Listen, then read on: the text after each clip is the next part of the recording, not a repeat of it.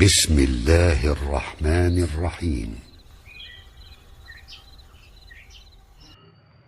ابو جی، کیا آپ میری مدد کر سکتے ہیں؟ جی بیٹا، بتائیے آپ کو کیا مدد چاہیے؟ ابو جی، مجھے مسلمان اور قادیانیوں میں فرق لکھنا ہے۔ کچھ تو میں نے لکھ دیا ہے، لیکن اگر آپ اس میں اضافہ کر دیں تو اچھا رہے گا۔ بیٹا مجھے پڑھ کر سناؤ کہ آپ نے کیا لکھا ہے۔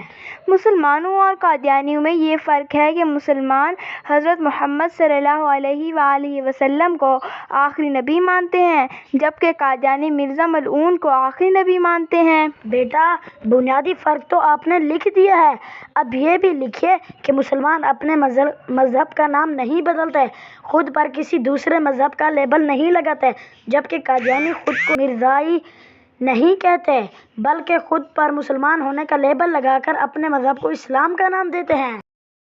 ابو جی، آپ نے تو بہت اچھے انداز میں اضافہ کرا دیا۔ بیٹا اس بارے میں کوئی ایک لفظ بھی کہے گا تو اسے ثواب ملے گا انشاءاللہ، یہی سوچ کر میں نے آپ کی مدد کی۔ اللہ تعالیٰ میرے ابو جی کو ڈھیر سارا ثواب دیں، آمین۔